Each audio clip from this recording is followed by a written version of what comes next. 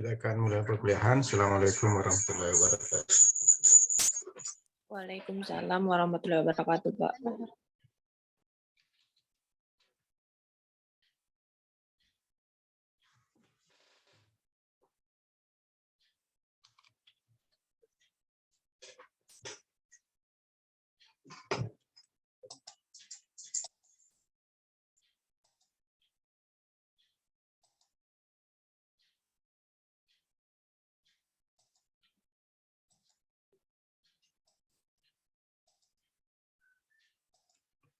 Oke, silakan diaktifkan kameranya.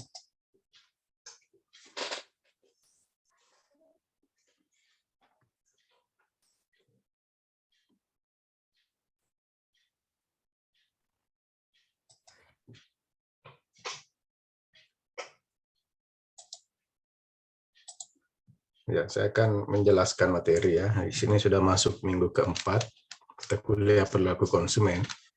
Minggu lalu kita sudah sampai pada pokok bahasan persepsi dalam perilaku konsumen.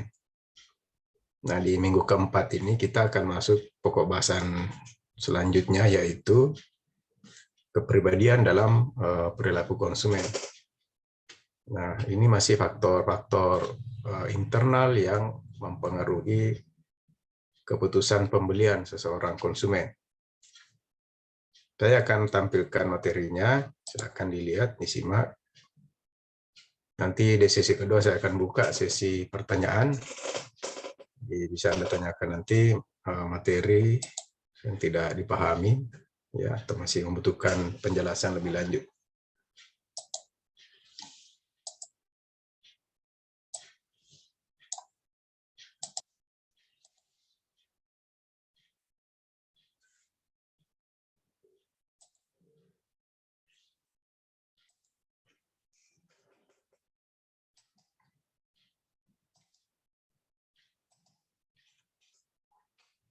Yang Anda lihat di slide, judulnya adalah kepribadian dalam perilaku konsumen.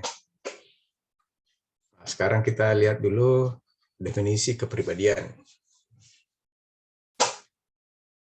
Nah, ada 4 konsep yang saya ingin perlihatkan untuk melihat apa yang dimaksud dengan kepribadian. Yang ada yang di atas, ya, itu ada konsep yang mengatakan bahwa karakteristik yang dimaksud dengan kepribadian itu adalah karakteristik psikologis yang menentukan dan mencerminkan bagaimana seseorang menanggapi lingkungannya. Nah, jadi kalau kemarin persepsi itu cara kita merespon stimulan yang ada di sekeliling kita atau di luar diri kita. Nah, sekarang kalau kepribadian karakteristik psikologi seseorang ya nanti akan menentukan bagaimana cara kita merespon stimulan yang berdasar dari persepsi tadi. Nah, itu yang dimaksud dengan kepribadian. Ya, karakteristik psikologis orang atau individu. Kemudian konsep kedua ini bahwa kepribadian itu menyangkut sifat, ciri, dan perilaku yang membedakan satu individu dengan individu yang lainnya. Ya, ini saya kira kepribadian itu adalah sesuatu yang unik. Artinya hanya dimiliki oleh seseorang. Ya, meskipun kita memiliki kemiripan kepribadian dengan orang lainnya, tetapi sebenarnya secara prinsipnya kita tidak bisa persis sama kepribadian kita dengan orang lain. Nah, contohnya saja orang yang kembar itu meskipun secara fisik hampir sama, tetapi karakternya tidak persis, kepribadian itu tidak akan persis sama. Pasti ada yang berbeda, ya, meskipun juga memiliki kemiripan. Kemudian kepribadian yang spesifik berguna untuk pengembangan segmentasi pasar. Nah, ini kalau kita kaitkan kepribadian ini gunanya adalah kita akan pakai nanti di menemukan segmentasi pasar, ya. Kemudian nanti kita akan menentukan segmen mana yang akan kita pilih ya untuk dilayani. Nah, jadi nanti akan berguna untuk dilakukan segmentasi. Dalam segmentasi pasar kita mengenal ada psikografis.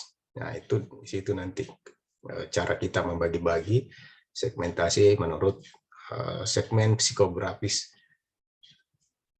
Jadi ada kaitannya dengan mata kuliah manajemen pemasaran. Ya, artinya ada kaitannya dengan pengembangan segmentasi pasar. Kemudian yang keempat, kepribadian mempengaruhi pemilihan produk.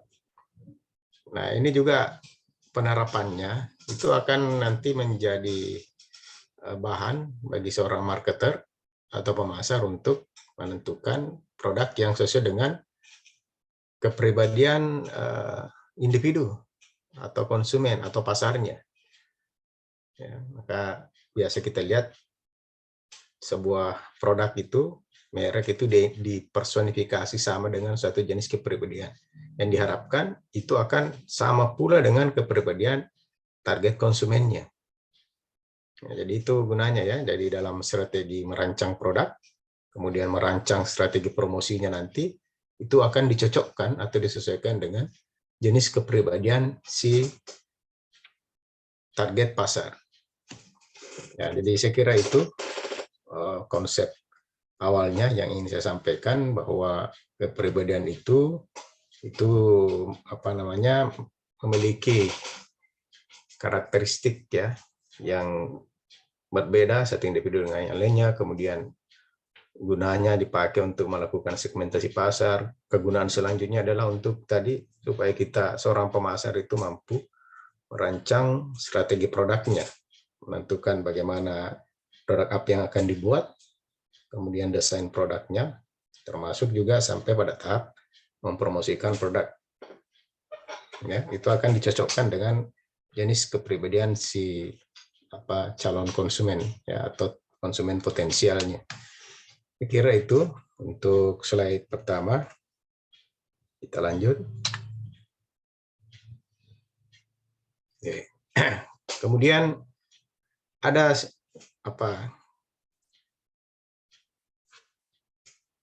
karakteristik kepribadian.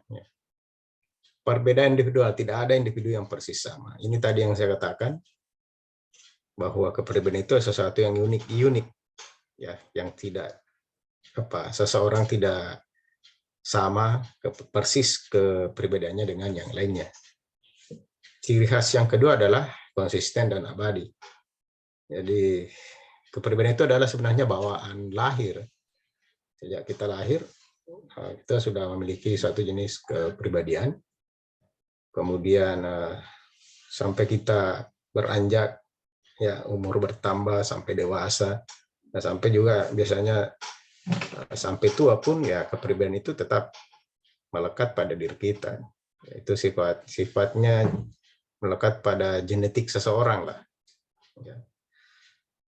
Nah, itu secara konsep. Nah, tapi ada lagi yang ketiga, kepribadian dapat berubah. Nah, tadi kita katakan sebenarnya secara konsep kepribadian itu konsisten dan abadi. Tetapi tidak menutup kemungkinan seseorang kepribadiannya bisa berubah. Ya, berubah ini bisa karena ada suatu stimulan ya, atau suatu rangsangan yang membuat kepribadian seseorang itu bisa berubah. Apalagi kalau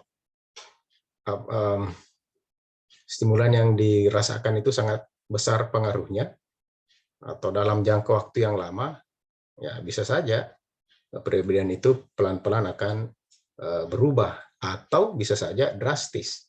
Ya. Terjadi sesuatu hal yang sangat luar biasa, ya bisa saja seorang menjadi kepribadiannya menjadi berubah. Ya biasa kita lihat ya, seorang yang sederhana ya, seorang artis yang biasanya hidup glamor gitu, tiba-tiba berubah drastis, ya menjadi ustaz, ya tidak menganggap hal-hal yang di luar syariat tadi itu tidak benar gitu. Nah, sehingga berubah drastis dia punya kepribadian. Berarti ada sesuatu hal yang membuat dia berubah seperti itu kepribadiannya. Ya, itu contoh bahwa kepribadian itu Di samping tadi kita akui sebenarnya itu sudah melekat pada diri seorang, tetapi tidak menutup kemungkinan dia bisa berubah jika ada stimulan, kejadian, atau peristiwa yang membuat perubahan tersebut terjadi. Perubahan itu bisa drastis ya, tiba-tiba, atau berubah secara total, bisa juga bertahap, step by step. Ya, tergantung jenis stimulan dan cara seseorang tersebut merespon stimulan yang ada di lingkungan dan di dirinya. Oke, itu hanya menjelaskan konsepnya kepribadian. Sudah ada 2 slide yang saya tampilkan. Kita lanjut ke slide ketiga.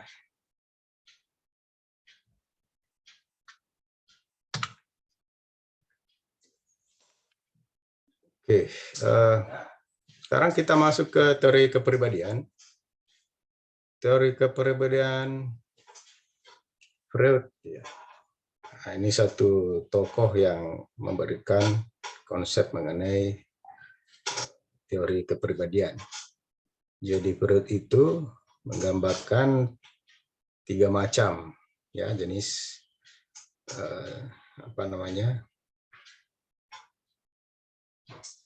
kepribadian. Ada yang disebut dengan id ya, di teorinya ini. Id merupakan dorongan primitif, kebutuhan fisiologis dasar di mana orang mencari pembunuhan segera.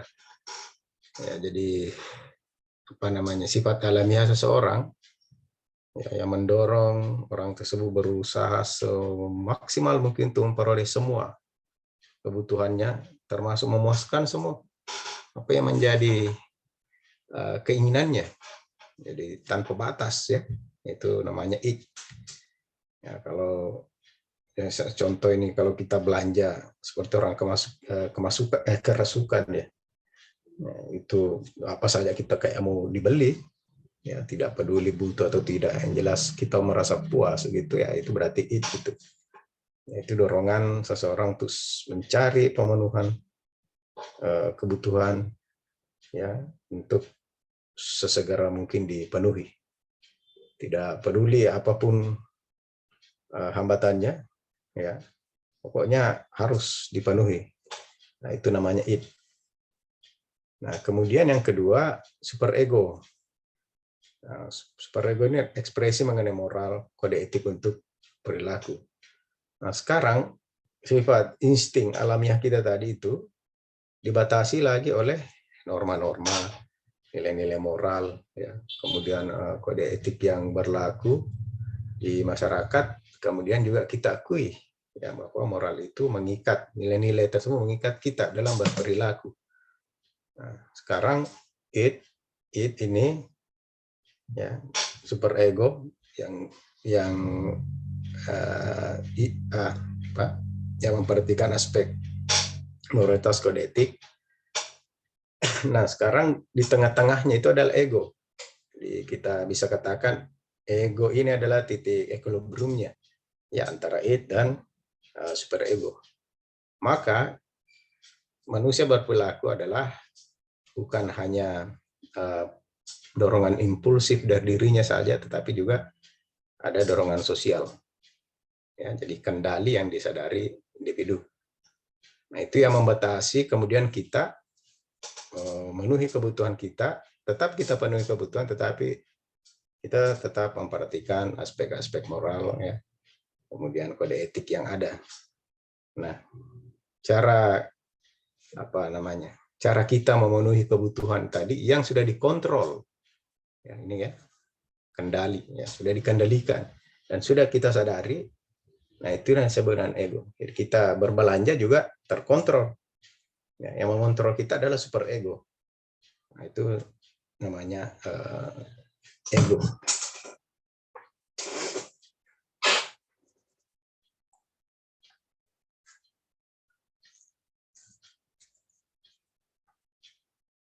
Oke, kemudian teori sifat.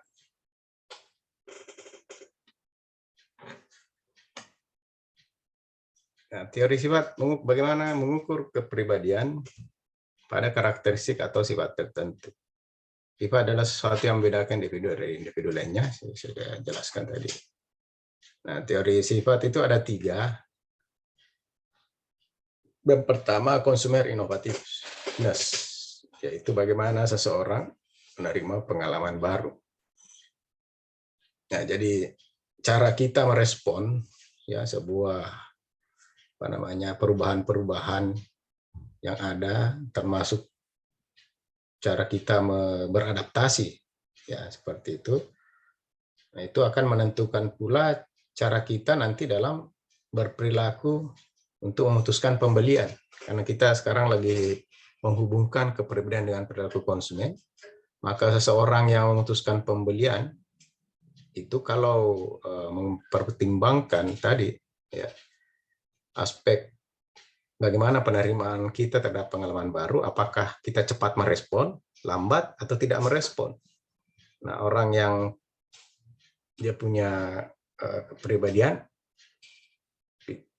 bisa cepat melakukan perubahan, ya menerima perubahan, itu biasanya membuat dalam perilaku pembeliannya itu bisa dengan segera membeli produk yang baru.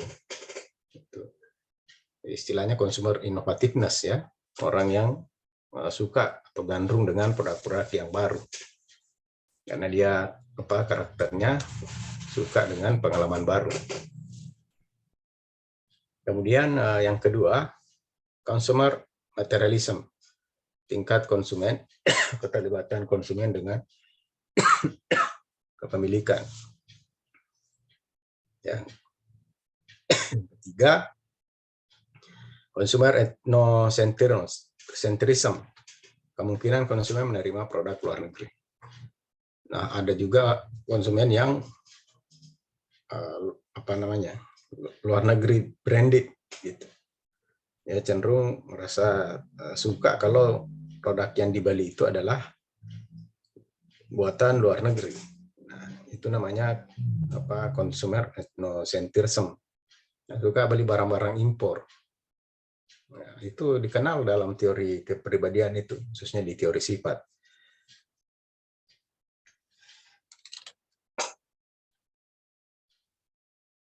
Kemudian kita lanjut di slide berikutnya, consumer innovativeness dan sifat-sifat kepribadian. Nah, dampaknya ya dari sifat tadi, consumer innovativeness, itu melahirkan konsumen yang masuk kategori consumer inovator. Orang pertama yang mencoba produk jasa yang terbaru, respon inovator, indikator khusus satu kegagalan pemasaran. Jadi ciri khasnya tadi ya, konsumen yang inovator itu adalah kalau ada produk baru, kalau perlu dia yang pertama membeli produk itu. Ya, itu ciri khasnya itu konsumen inovator. Dia gandrung dengan hal-hal baru. Apalagi kalau suka menonjol lah ya, karena tidak produk tersebut belum dimiliki oleh orang lain. Perilaku ini mungkin biasa kita lihat di orang yang konsumen handphone biasanya ya. Nah, itu ketika muncul lagi varian baru atau spesifikasi baru dari satu handphone tipe baru, ya segera dibeli meskipun mahal ya, meskipun mungkin HP-nya masih bagus. Nah, berarti itu adalah konsumer inovator. Nah, itu bisa menjadi indikator kesuksesan atau kegagalan pemasaran. Kalau seorang yang yang selalu mencari produk baru di satu merek, itu berarti sudah sukses itu pemasarannya itu ya, karena mampu membuat orang menunggu-nunggu produk apa lagi yang akan diluncurkan oleh perusahaan tersebut. Kemudian dogmatism, kekakuan yang diperlihatkan konsumen terhadap informasi yang tidak dikenal dan bertentangan dengan apa yang mereka percaya. Nah, ini kebalikan ya dari konsumer inovator. Kalau konsumen yang masuk kategori dogmatism ini, konsumen yang cenderung status quo, konservatif, ya sangat hati-hati. Ya. Nah, sehingga apapun informasi yang ada itu cenderung sangat tidak mudah mempercayai. Ya. Dampaknya ke dalam perilaku konsumen itu ya lama. Kalau konsumen yang dogmatisme itu lama baru bisa membeli suatu produk, apalagi kalau itu adalah produk baru. Lama dulu ditimbang, apa namanya, dinilai ya, layak atau tidaknya, ya, bagus atau tidaknya. Nah, itu berarti termasuk konsumen yang dogmatisme, sangat kaku terhadap perubahan.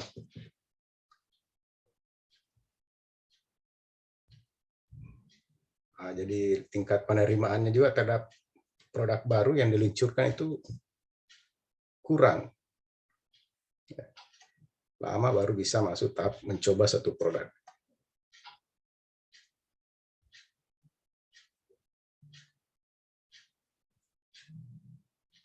Ya, kemudian sosial karakter.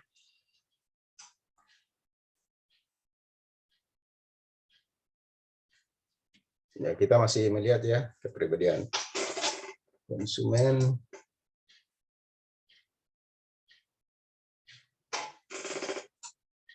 Nah, di sini ada dua, inner directedness dan outer directedness. Kalau inner directedness, orang yang sangat mengandalkan penilaian dirinya sendiri terhadap penilaian atau evaluasi untuk keputusan pembelian sebuah produk.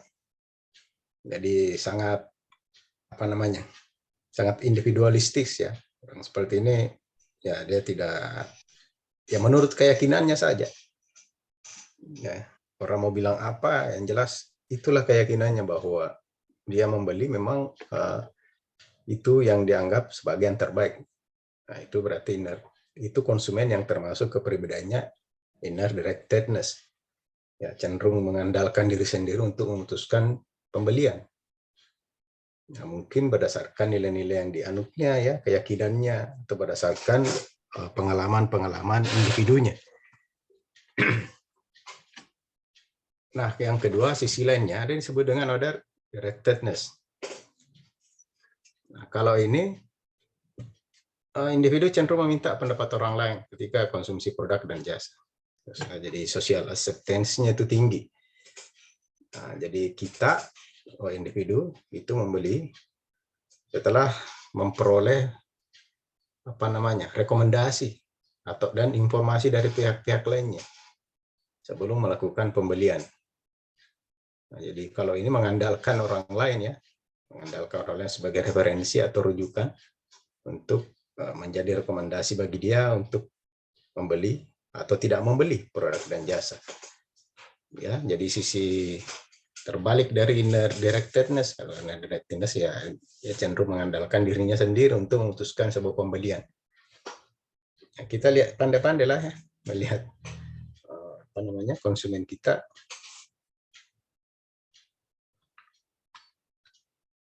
Kita lanjut ke slide berikutnya. Nah, ini ada bagian slide unique shipping behavior.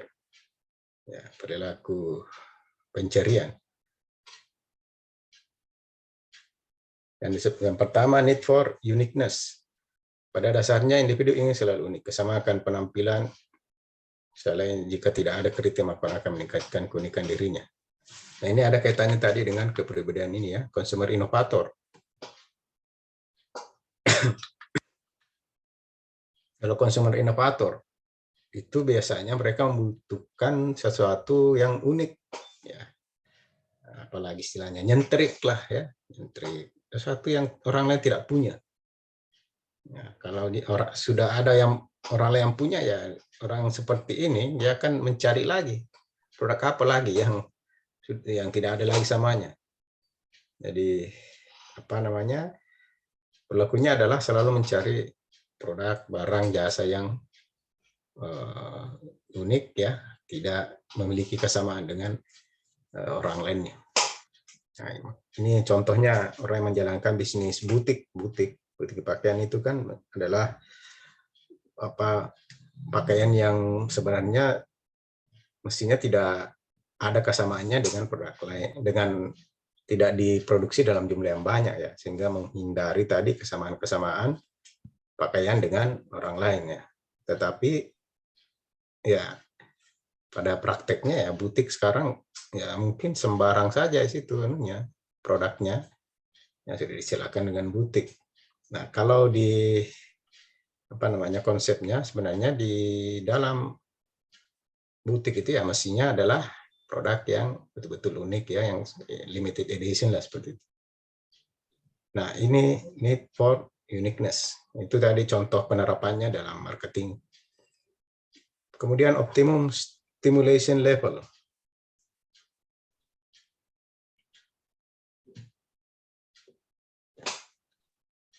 Nah, kalau ini tadi, ini masuk kategori dogmatism ya. Nah, ini ada optimum stimulation level. Ada juga individu yang memilih lingkungan yang sederhana, tenang, dan sebaliknya ada yang memilih lingkungan yang kompleks, tidak biasa, penuh kejutan. Ya, kalau kita memiliki standar masing-masing lah. Individu itu memiliki standar masing-masing di mana mereka bisa menerima perbedaan atau perubahan yang terjadi di lingkungannya. Nah, contohnya perilaku konsumen beli perumahan ya. Ada konsumen yang beli perumahan yang sederhana, sederhana, tenang. Ada juga konsumen yang memiliki perumahan yang ramai sekali. Yang di situ bisa banyak kegiatan dilakukan di situ. Nah, ini juga contohnya yang lainnya. Misalnya seorang bos akan mudah tertarik ke liburan, melakukan kegiatan penuh aktivitas dan petualang. Nah, jadi kalau seperti ini, orang itu bisa segera merespon kalau ada paket-paket liburan atau paket wisata, ya meskipun membutuhkan energi, waktu yang panjang untuk melakukan liburan. Nah, tapi itu optimum stimulation levelnya, dia bisa menerima hal-hal seperti itu. Tapi orang yang sebaliknya tadi, seorang yang kecapean akan mencari liburan tenang, terpencil, rileks. Nah, ada juga orang yang cari liburan yang sajalah, yang tidak terlalu banyak resikonya, ya, tidak terlalu banyak menyita waktu, tenaga, tidak terlalu ribut dan sebagainya. Nah, ini berarti itulah optimum stimulation levelnya, dia seperti itu. Dia tidak bisa melihat mencari sesuatu yang membutuhkan energi yang dan sumber daya yang banyak untuk memperoleh liburan. Nah, itu contoh perbedaannya ya, masing-masing memiliki level stimulation, optimum stimulation level yang berbeda. Kemudian yang ketiga, sensation seeking. Merupakan sifat di mana individu memiliki kebutuhan untuk pengalaman dan yang kompleks, bahkan mencari risiko. Nah, ini orang yang ya, sensasional lah, orang yang berlebihan dalam memenuhi suatu kebutuhan, ya, dan kesannya adalah mencari sesuatu yang kompleks dan bervariasi, ya. Malah tidak perlu dengan risiko yang bisa ditimbulkan dari risiko fisik atau sosial. Ini orang terlalu percaya diri, terlalu terlalu sensasional gitu ya, sehingga dia juga tidak peduli ya, standar-standar norma etika tadi itu sudah dikesampingkan semua. Yang penting orang tersebut mampu memenuhi kebutuhannya ya, atau memenuhi keinginannya dengan variasi ya dan sensasi pengalaman yang berbeda. Itu berarti orang tersebut masuk sebagai kategori sensation seeking.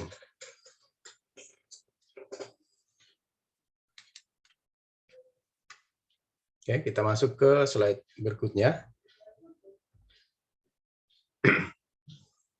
Variety novelty seeking. Ya, masih kita lihat bagaimana variasi individu atau konsumen mencari kebaruan dalam berperilaku pembelian. Bentar. Dek, mau ke pagi?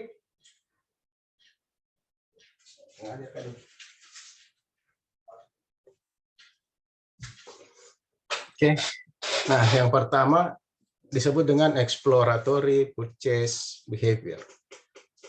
Ya, dapat melalui berganti merek untuk membandingkan merek yang telah dikonsumsi. Nah, ada juga kecenderungan seorang konsumen itu, ya, supaya mereka punya standar merek mana yang bagus, maka dia akan memilih, mengumpulkan, membeli beberapa merek. Ya, nanti dia akan memutuskan mana merek yang paling baik di antara merek yang sudah dibeli. Nah, ada juga perilaku konsumen seperti itu ya, hobinya ganti-ganti merek. Nanti kan dari pengalaman menggunakan merek itu akan membuat mereka memiliki pembanding ya untuk nanti memutuskan merek mana yang akan dibeli. Ya. Dan di pembelian selanjutnya juga ya mereka sudah memiliki pengalaman dalam memilih merek. Itu namanya exploratory purchase behavior. Kemudian yang kedua, Fisher's exploration, mengumpulkan berbagai informasi dan melakukan evaluasi. Ya, ada juga cara konsumen memiliki kepribadian ya untuk menentukan sebuah merek itu ya dia cari informasi sebanyak-banyaknya. Lalu dia adakan evaluasi sebelum melakukan pembelian. Kemudian use di innovativeness, menggunakan produk lama dengan cara baru. Ya, nah ini biasanya ya kita cenderung produknya sama, tetapi kita mau teknologi yang lebih baru lah, ya, yang lebih apa ini, lebih update, ya. Tapi kita tidak mengganti produk seperti itu. Misalnya dulu ada TV tabung, kemudian ada TV flat, ya, ada HDTV, Smart TV, ya, layar datar, ya. Nah itu kita tetap TV, produknya adalah TV, tetapi yang berubah adalah teknologinya. Kira kendaraan juga seperti itu ya, semakin lama semakin maju teknologinya. Ada juga konsumen seperti itu, jadi meskipun masih bagus produk kita, tapi kita mau merasakan cara baru atau teknologi baru di produk itu, sehingga kita ganti TV ini, ya, supaya nanti apa namanya dikatakan juga tidak gaul atau tidak memiliki preferensi mengenai produk yang terbaru. Kita masuk ke slide berikutnya. Kebutuhan kognisi, faktor kognitif.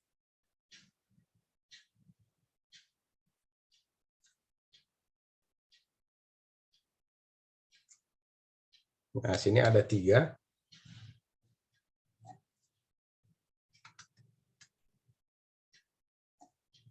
Kebutuhan kognisi, kebutuhan berpikir. Ya, kita memiliki kebutuhan kognisi yang berbeda-beda dalam memutuskan sebuah pembelian. Ada konsumen yang membutuhkan pertimbangan yang sangat matang, ya, plus minus produk itu ditimbang baik-baik dulu sebelum memutuskan pembelian.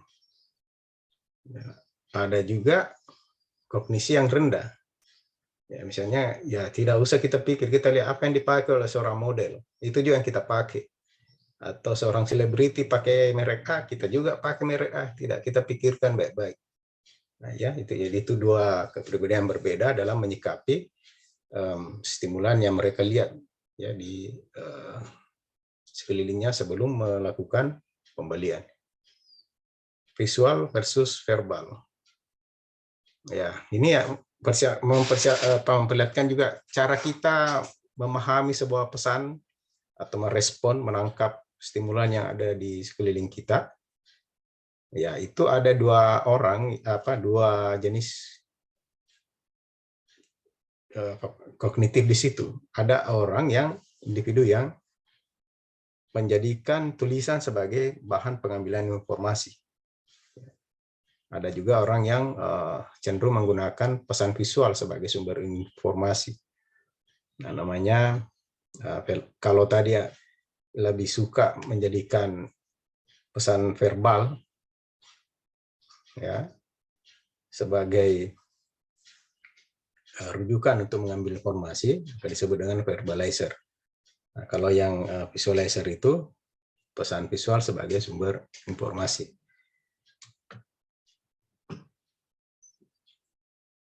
Nah, ini juga biasa yang buat ini dipakai di strategi promosi ya. Apakah kita menggunakan iklan di TV, di koran, ya, atau adakan pameran, atau kita ajak si konsumen ini menguji coba sebuah produk. Ya, itu menentukan apa? Karena itu tadi dasar pengambilan informasi konsumen itu berbeda-beda. Ada orang yang dia lebih suka melihat visual yang dia lihat gitu, baru dia jadikan bahan pertimbangan keputusan pembelian. Ada juga orang cukup dengan dijelaskan saja, dengan penjelasan dari produk ya, oke, dia menjadikan itu sebagai pengambilan informasi sebelum memutuskan pembelian. Yang ketiga, consumer materialisme, rentang kepemilikan, berhubungan identitas dan kehidupan.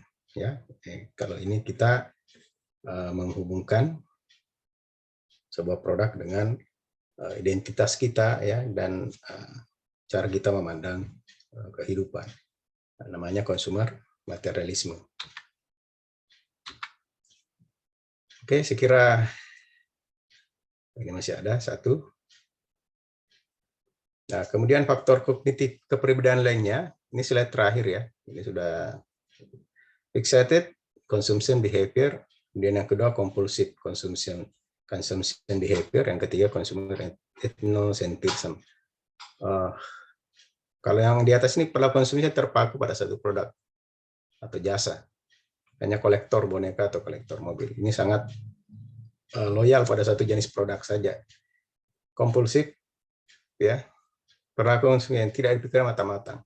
Tentunya, nah ini tadi yang apa namanya pembelian yang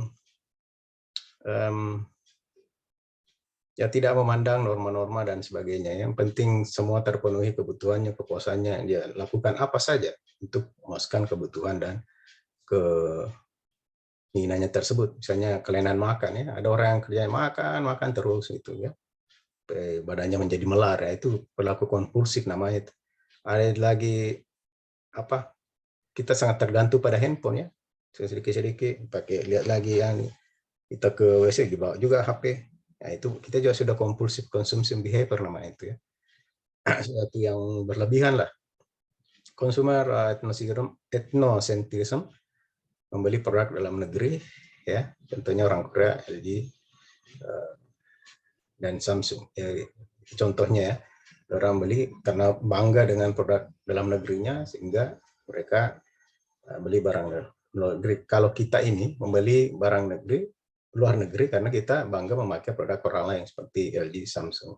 Itu adalah mirip produksi orang Korea. Saya kira demikian yang saya bisa jelaskan. Kita akan masuk sesi kedua, itu sesi pertanyaan. Assalamualaikum warahmatullahi wabarakatuh.